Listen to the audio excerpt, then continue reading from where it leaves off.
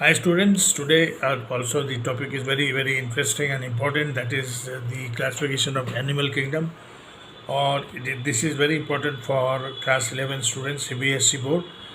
हालांकि ये सभी क्लास में पढ़ाया जाता है दी क्लासिफिकेशन एनिमल किंगडम और प्लांट किंगडम, लेकिन 11th के बच्चों के लिए ये बहुत ज़्यादा इम्पोर्टेंट है, क्योंकि इसके आगे चल के कम्पिटिटिव एग्ज़ाम्स में भी इससे क्वेश्चंस आते हैं। तो what I will try today is to make it simple as possible. तो उसमें पहले प्लांट किंगडम तो हम लोगों ने देखा। अब एनिमल किंगडम में भाई, जब इतना बड़ा किंगडम है तो उसको तो पहले दो बेसिक ग्रुप में बांटना पड़ेगा। एक तो आपका ग्रुप हो गया जो इनवर्टिब्रेट्स, मतलब क्या हुआ इसका, जिसमें वर्टिब्रेट कॉलम नहीं है। हम लोग सभी जानते हैं कि एनिमल्स में और ह्यूमन में क्या होता है, एक वर्टिब्रेट कॉलम होता है जिसको बैकबोन भी बोलते हैं। तो बैकबोन अगर है तो वो वर्टिब्रेट है, अगर नहीं है तो इनवर्टिब्रेट है। उसमें एक चीज़ और होता है कि हार्ट का पोजीशन उसमें, अगर वर्टिब्रेट है, अगर वर्टिब्रेट कॉलम है तो वो पीछे की तरफ है, that is dorsal and heart ventral है। और अगर इनवर्टिब्रेट है तो उसमें क्या है कि द नर्व कॉर्ड जो है वो वेंट्रल है, सामने की तरफ है, और हार्ट पीछे की तरफ है, डॉर्सल है। So these are the basic differences of these two groups. और अब हम इनवर्टिब्रेट्स में अगर देखें तो उसमें बहुत सारे एनिमल्स हैं। पहले तो हम यही देखते हैं, बहुत सारे फाइलम हैं, तो पहले तो यही देखते हैं। तो उसका जो आधार है क्लासिफिकेशन का, वो है पहले तो बॉडी स्ट्रक्चर पर। इसका मतलब है कि सेलुलर लेवल है कि टिश्यू लेवल है कि ऑर्गन है, ऑर्गन सिस्टम है। तो पहले अगर हम देखें कि सेलुलर लेवल अगर है किसमें, तो मल्टी सेलुलर जो है सिंपलेस्ट फॉर्म में वो पोरीफेरा में है, phylum porifera. Number 1 phylum we are discussing, that is phylum porifera. Porifera में स्पॉन्ज है, और जिसको कि पोर बियरर्स भी बोलते हैं, जिसमें बहुत सारे पोर्स हैं छोटे छोटे, क्योंकि ये एक्वेटिक हैं और इसमें एक वाटर सिस्टम है। और ये एक्वेटिक हैं एज आई सेड। इसका एग्जांपल क्या है, स्पॉन्ज है और साइकॉन है। और स्पॉन्जी फाइबर जो है वो इनके प्रोटेक्शन के लिए है, और एक वाटर सिस्टम है पोर्स के साथ, और इसलिए इनको पोर बियरर्स भी बोला जाता है। और फिर जो है दूसरा जो बॉडी का जो ऑर्गेनाइजेशन होगा वो टिश्यू लेवल का होगा, जिसमें सेल्स टिश्यू बनाएंगे, टिश्यू का अलग अलग अपना स्पेसिफिक फंक्शन होगा। तो उसमें सिलेंटेटा आता है, which is also known as cnidaria. और उसमें जो इसके विशेषता है वो ये है कि इसका जो वॉल है वो डबल लेयर्ड है और 2 लेयर्ड है, और रेडियली सिमेट्रिकल इसका एपिडर्मिस है। और इसमें ये गैस्ट्रोडर्मिस इज ऑल्सो प्रेजेंट, और टेंटिकल्स है इसमें, कुछ स्टिंगिंग सेल्स भी है। ये बायसेक्सुअल है। द मेंबर्स ऑफ क्निडारिया और सिलेंटेटा। इसके एग्जाम्पल कौन कौन है, हाइड्रा और collar. So this you have to remember. ये जो सेकंड ऑर्गेनाइजेशन है दैट इज टिश्यू लेवल का, उसमें कौन सा पहला है, दैट इज सिलेंटेटा। पहला वाला जो सेलुलर लेवल था उसमें था Porifera, simplest multi cellular organisms. और ये सिलेंटेटा है जिसमें कि आपका टिश्यू लेवल ऑफ ऑर्गेनाइजेशन है, और इसमें डबल लेयर्ड वॉल है, और इसका अपना एक रेडियली सिमेट्रिकल एपिडर्मिस है। इसका एग्जाम्पल क्या है, हाइड्रा है, और टेंटिकल्स होते हैं इसमें। And the third group is organs का और ऑर्गन सिस्टम का, जो कि बहुत बड़ा ग्रुप है। तो इसमें फिर अगर हम जाते हैं तो इसको फर्दर डिवाइड किया गया है, फर्दर क्लासिफिकेशन किया गया है। किसके आधार पर, बॉडी कैविटी है या नहीं है। बहुत सारे ऐसे लोअर ऑर्गेनिजम्स हैं जिसमें कोई ट्रू बॉडी कैविटी नहीं है, और बहुत सारे हैं जिसमें बॉडी कैविटी है, और बॉडी जो है डिफ्रेंशिएट किया हुआ है इन ऑर्गन्स, इन डिफरेंट ऑर्गन्स। सो पहले तो हम देखते हैं कि जिसमें ट्रू बॉडी कैविटी नहीं है वो कौन कौन सा फाइलम है। उसमें है प्लैटीहेलमिन्थेस, और उसमें है नेमाटोडा। ये दोनों ही वर्म्स के फाइलम है। वर्म्स इतने हैं तो भाई उनका तो फाइलम होगा ना। तो कौन सा फाइलम है, प्लैटीहेलमिन्थेस है और नेमाटोडा है। प्लैटीहेलमिन्थेस में ये आपका फ्लैट वर्म्स है, फ्लैट स्ट्रक्चर्स है वर्म्स के, थोड़ा सा बॉडी फ्लैट है।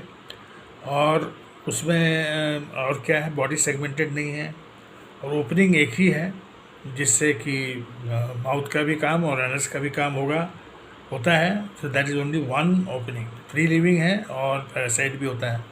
फ्री लिविंग में लिवर फ्लूक है और पैरासाइट में टेपवर्म है। So this is platyhelminthes. And फिर नेमाटोडा है, नेमाटोडा भी बॉडी अनसेगमेंटेड है। ये सब अनसेगमेंटेड बॉडी वाला वर्म्स है। नेमाटोडा में लेकिन दो ओपनिंग है, mouth and anus.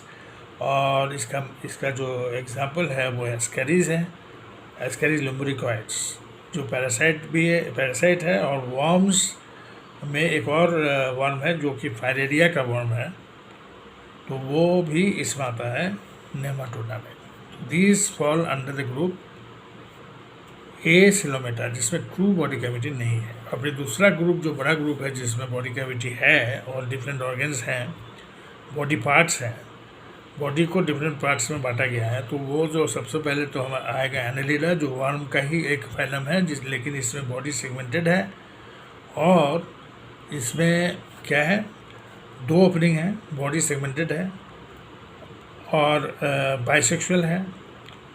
Excretion nephridia के थ्रू होता है और इसका एग्जांपल अर्थवर्म है। So this important points you to and connect with the phylum. And then इसका दूसरा जो है वो आर्थ्रोपोडा है। आर्थ्रोपोडा का मतलब सीधा आपको कनेक्ट करना होगा कि आर्थ्रोपोडा मीन्स जॉइंटेड लेग्स। तो इसमें सारे इंसेक्ट्स आते हैं जिनका लेग्स जॉइंटेड होता है। और ये जो है body divided into 3 parts: head, thorax and abdomen.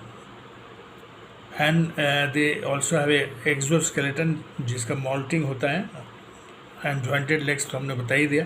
सो ये जो है आर्थ्रोपोडा है जो कि सिलोमेटा में आता है, ट्रू बॉडी कैविटी इसमें है। फिर मोलस्का है, जो मोलस्का एक सॉफ्ट ऑर्गेनिज्म है।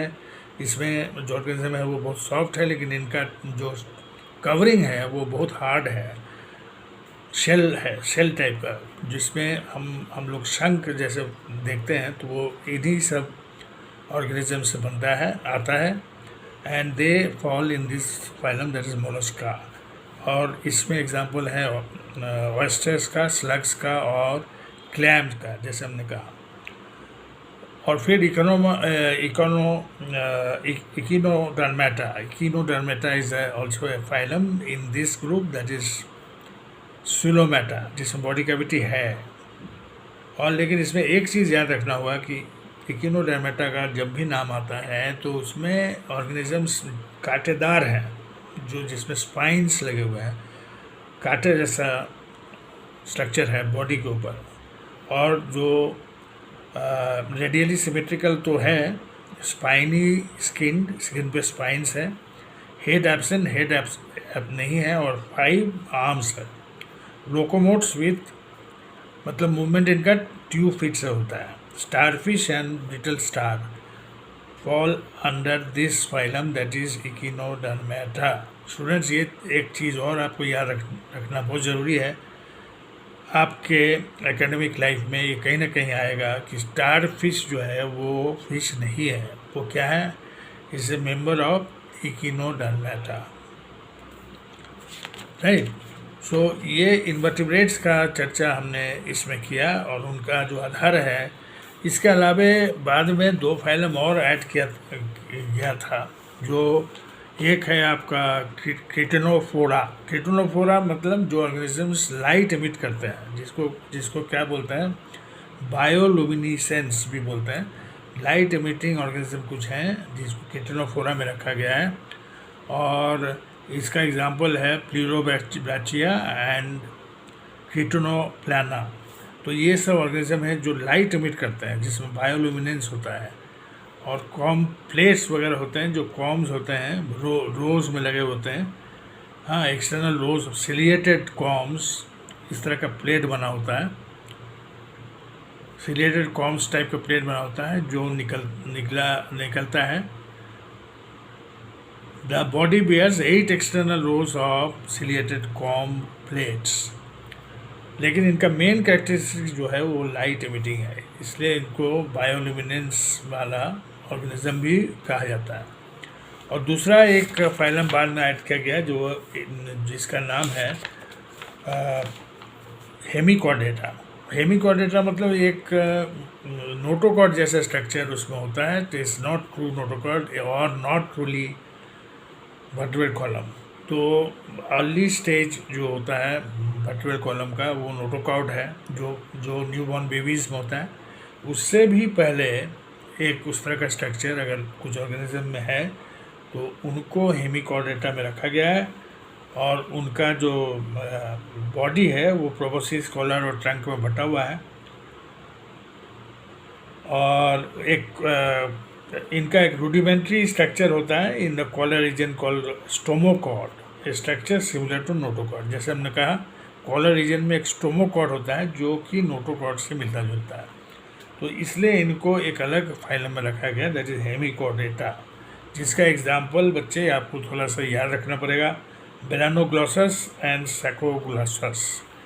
Melanoglossus and Saccoglossus. So these have been added especially for students of class 11. So these things, the additions of these phylum are also important, and you have to remember the names of the examples. In my next video, I will discuss the other part of this chapter, that is the vertebrates, right?